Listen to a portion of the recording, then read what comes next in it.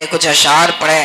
آپ حضرات نے بڑی خوشی کا اظہار فرمایا، بولیے خوشی کا اظہار فرمایا یا نہیں؟ سیدنا حضرت عباس رضی اللہ تعالی عنہ، میری اس بات کی طرف شعراء توجہ دیں۔ حضرت عباس رضی اللہ تعالی عنہ خیبر سے واپس تشریف لا رہے ہیں، اللہ کے پیغمبر علیہ السلام سے کہہ رہے ہیں یا رسول اللہ، یوں تو میں آپ کی تعریف کیا کرتا ہوں، لیکن آج میرا جی چاہ رہا ہے کہ میں جی بھر کے آپ کی تعریف کروں۔ کہیے سبحان اللہ، کہیں یا رسول اللہ میرا دل یہ چاہ رہا ہے کہ میں آپ کی کچھ تعریف کروں۔ تو پیغمبر اسلام علیہ السلام نے جو جواب دیا وہ بہت ہی قابل ذکر ہے۔ اللہ کے پیغمبر علیہ السلام نے فرمایا اللہ تعالیٰ تیری زبان کو سچائی کا نور عطا فرمائے، تیری زبان کو سچائی کا نور عطا فرمائے، اور اللہ تعالیٰ تیرے دل میں میری حقیقی محبت عطا فرمائے۔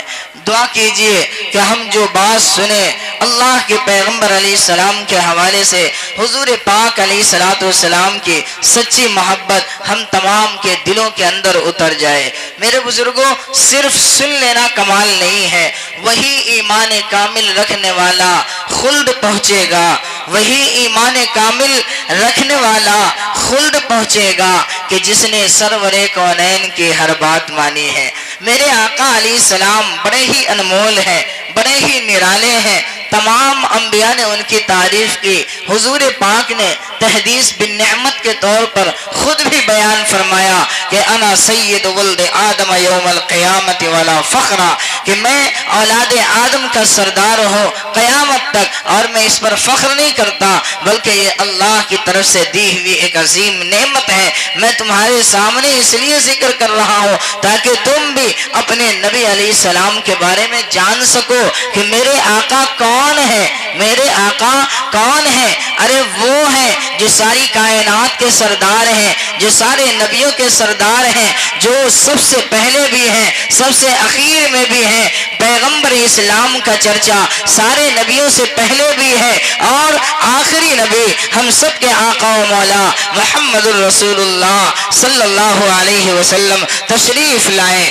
بولیے ہمارے آقا علیہ السلام آئے، ہمیں اس سے پیار ہے یا نہیں؟ ہمیں اپنے نبی سے پیار ہے یا نہیں؟ بولیے ہے یا نہیں؟ ہاتھ اٹھا کر بولیے سبحان اللہ۔ تو آئیے اس پیار بھرے انداز میں کچھ اشعار والہانہ انداز میں پڑھتے ہیں، ملاحظہ فرمائیں۔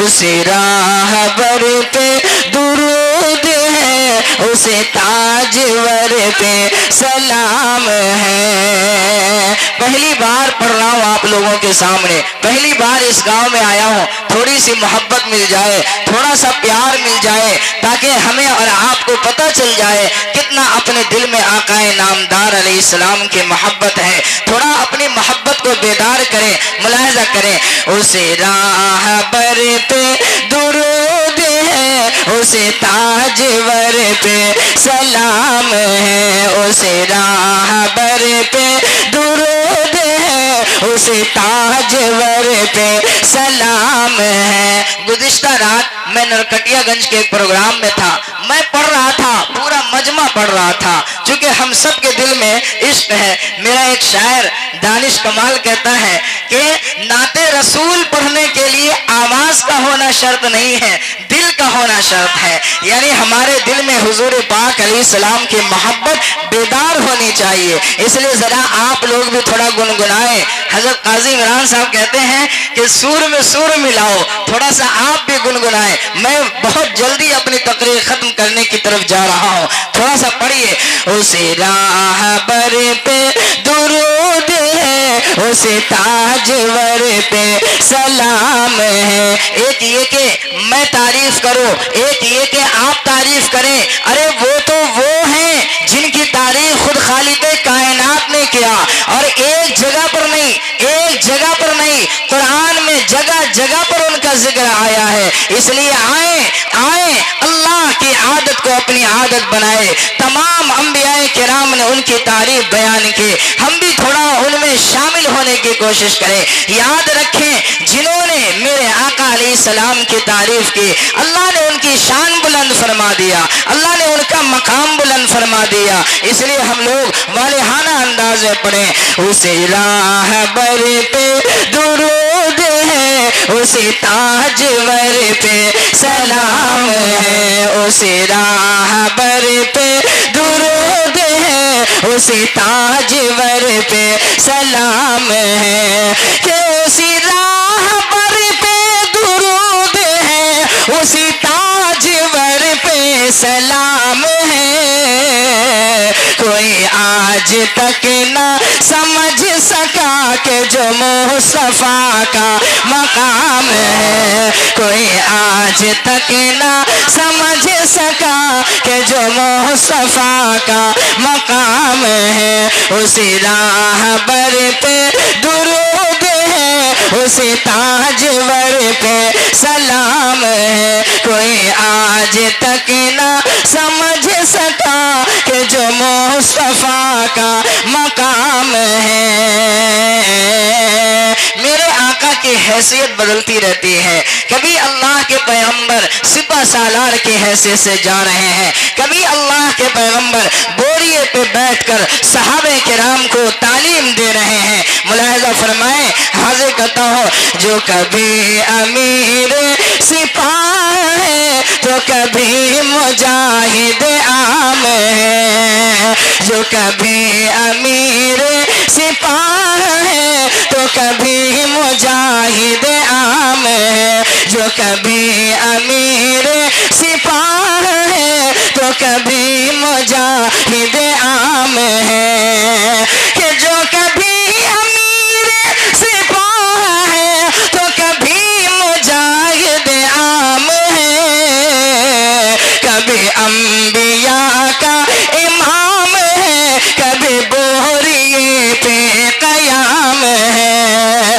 کبھی انبیاء کا امام ہے، کبھی بوریے پہ قیام ہے، اسی راہبر پہ درود ہے، اسی تاجور پہ سلام ہے۔ سیدنا حضرت جابر رضی اللہ تعالیٰ عنہ بارگاہ رسالت معاب میں کہہ رہے ہیں، یہ حدیث ذکر کیے ہیں حضرت حکیم الامت مولانا اشرف علی تھانوی رحمت اللہ علیہ نے۔ ذرا غور کریں میرے آقا کون ہے؟ سیدنا حضرت جابر رضی اللہ تعالیٰ عنہ روایت کرتے ہیں، تاجدار رسالت علیہ السلام سے پوچھ رہے ہیں، یا رسول اللہ، اللہ رب العزت نے سب سے پہلے کس چیز کو پیدا فرمایا؟ پیغمبر اسلام نے فرمایا، اللہ تعالیٰ نے سب سے پہلے تیرے نبی کے نور کو اپنے نور سے پیدا فرمایا، نہ اس طور پر کہ اللہ کا نور اس کا مادہ تھا، بلکہ اللہ تعالیٰ نے اپنے نور کے فیض سے تیرے نبی کے نور کو پیدا فرمایا۔ اس وقت نہ زمین تھی، نہ آسمان تھا، نہ اشجار و احجار، کائنات کی کوئی بھی چیز نہیں، اللہ تعالیٰ نے سب سے پہلے آخری نبی تاجدار رسالت علی نبینا علیہ السلام کو پیدا فرمایا، پیغمبر اسلام علیہ السلام کا ذکر مبارک کیا۔ یہی وجہ ہے حضرت عمر بن خطاب رضی اللہ تعالیٰ عنہ کی روایت ہے، حضرت عمر رضی اللہ تعالیٰ عنہ کہتے ہیں، جب اللہ کے پیغمبر علیہ السلام نے فرمایا، آدم علیہ السلام سے جب خطا کا صدور ہوا اس روئے زمین پر، سیدنا حضرت آدم علیہ السلام نے بارگاہ الہی میں اپنا دستے مبارک اٹھائے اور دعا کرنے لگے، اللہم انی اسألک بحق محمد ان تغفر لی، اے اللہ محمد رسول اللہ کے صدقے میں تو میری دعا کو قبول فرما۔ اللہ تعالیٰ نے فرمایا، اے آدم تو نے محمد کو کیسے پہچانا؟ وہ کہتے ہیں، اے اللہ جب آپ نے میرے جسم کے اندر روح ڈالی، میں نے سب سے پہلے جب اپنی آنکھ اوپر کی طرف اٹھایا تو آپ کے عرش کے کھمبوں کے اوپر لکھا ہوا تھا، لا الہ الا اللہ محمد رسول اللہ۔ اے باری الہ، میں نے سمجھ لیا کہ آپ کے نام مبارک کے ساتھ کسی اور کا نام نہیں، یہ وہ ہے جن کو آپ مجھ سے بھی زیادہ محبوب رکھتے ہیں، جن کو آپ مجھ سے بھی زیادہ عزیز رکھتے ہیں، یعنی مجھ سے بھی زیادہ پیار آپ کو اس نام کے ساتھ ہے جس نام کو آپ نے اپنے نام کے ساتھ نقش فرمایا، اس لیے میں نے ان کا حوالہ دیا۔ اللہ تعالیٰ نے فرمایا، قد صدقت یا آدم، اے آدم تو نے سچ کہا، تو نے آج محمد کا واسطہ دیا، لہذا میں تیری دعا کو قبول کرتا ہوں۔ اور اس کے بعد فرمایا کہ اے آدم یہ بات سن لے، اگر یہ آخری نبی محمد کو دنیا کے اندر پیدا کرنا نہ ہوتا تو میں کائنات کے نظام کو نہ سجاتا، میں آدم اور جتنے بھی انبیاء کرام اس روئے زمین پر آئے انبیاء کرام کا سلسلہ جاری نہ فرماتا۔ اے میرے بزرگوں، جتنے بھی انبیاء اس کائنات میں آئے ہر نبی نے آخری نبی محمد رسول اللہ کے آمد کی بشارت دی۔ قرآن کریم کا 28واں پارہ سورۃ الصف کے اندر یہ موجود ہے۔ حضرت عیسیٰ ابن مریم نے اپنی قوم سے کہا یا عیسیٰ ابن مریم انی رسول اللہ الیکم مصدقا لما بین یدی من التوراۃ ومبشرا برسول یأتی من بعد اسمہ احمد، یعنی میں خوشخبری دیتا ہوں، آخری نبی خوشخبری دیتا ہوں اس رسول کی جو میرے بعد آنے والے ہیں جن کا نام احمد ہوگا۔ میرے نبی کا نام احمد کس نے رکھا؟ احمد کس نے نام رکھا؟ میرے بزرگوں، محمد نام دادا خواجہ عبد المطلب نے رکھا، اور احمد نام میرے آقا علیہ السلام کی والدہ محترمہ سیدہ حضرت آمنہ رضی اللہ تعالی عنہا نے رکھا۔ میرے بزرگوں، یہ ہے میرے آقا علیہ السلام، اللہ کے پیغمبر، جلیل القدر پیغمبر، اللہ کے حبیب ہیں۔ روایت کے اندر آتا ہے صحابہ کرام بیٹھ کر پچھلے انبیاء کا ذکر کر رہے ہیں۔ حضرت ابراہیم علیہ السلام کو اللہ نے خلیل بنایا، خلیل کے معنی آتے دوست، اللہ نے خلیل بنایا۔ موسیٰ علیہ السلام کو اللہ نے کلیم بنایا، عیسیٰ علیہ السلام کو اللہ نے روح اور کلمہ بنایا۔ فرمایا اللہ کے پیغمبر علیہ السلام آئے اور حضور پاک نے فرمایا تیرے نبی کو اللہ تعالیٰ نے حبیب اللہ بنایا ہے، حبیب اللہ بنایا ہے۔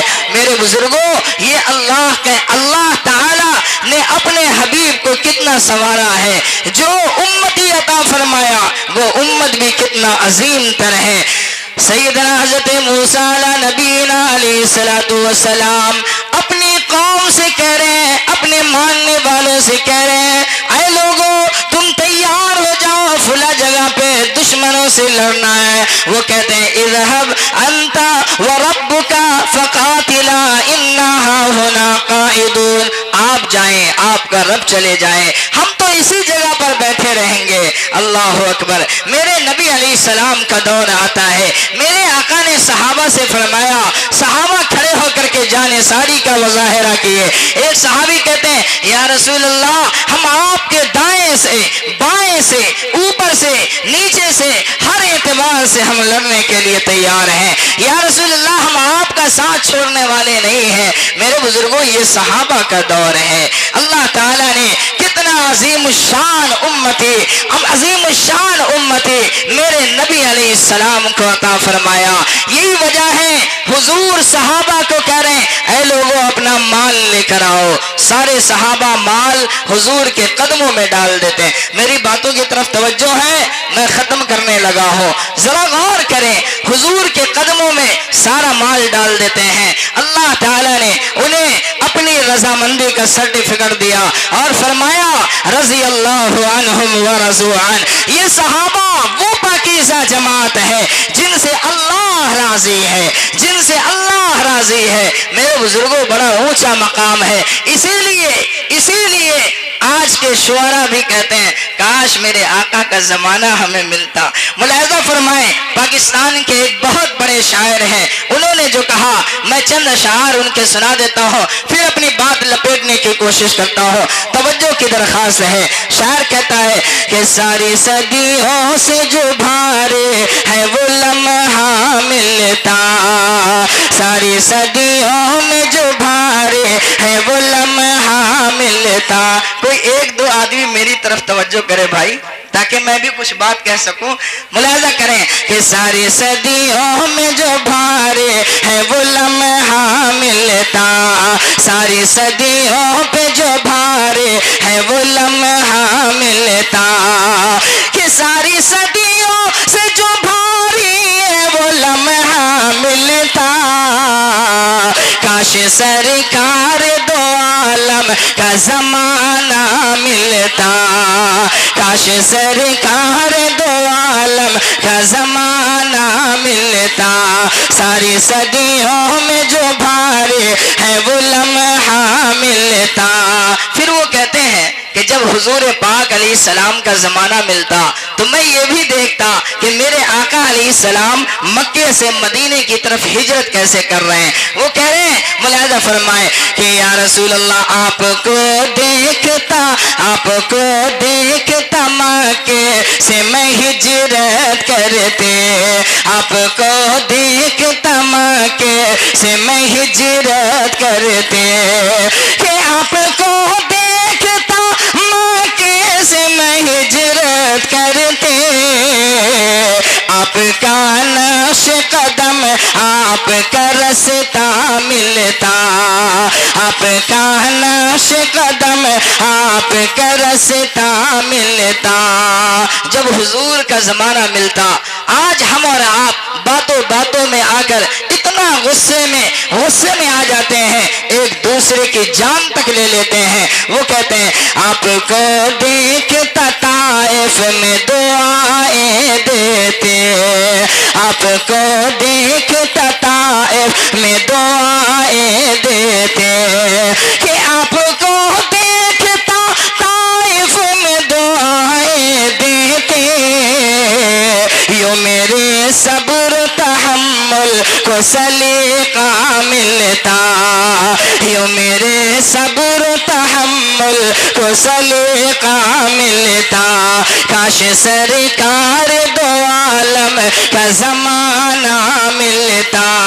جب حضور کا زمانہ ملتا تو کبھی وہ لمحہ بھی آتا کہ نبی علیہ السلام امام بنتے اور ہم حضور کے مقتدی بنتے۔ وہ کہتے ہیں کہ یا رسول اللہ، یہ انداز بھی ملاحظہ فرمائیں، وہ کہتے ہیں آپ کے پیچھے کھڑے ہو کے نمازیں پڑھتا، آپ کے پیچھے کھڑے ہو کے نمازیں پڑھتا، کہ آپ کے پیچھے کھڑے ہو کے نمازیں پڑھتا، آپ کے قدموں کے پیچھے مجھے سجدہ ملتا، آپ کے قدموں کے پیچھے مجھے سجدہ ملتا، آپ کے سامنے رکھ دیتا میں سب کچھ لا کے، آپ کے سامنے رکھ دیتا میں سب کچھ لا کے،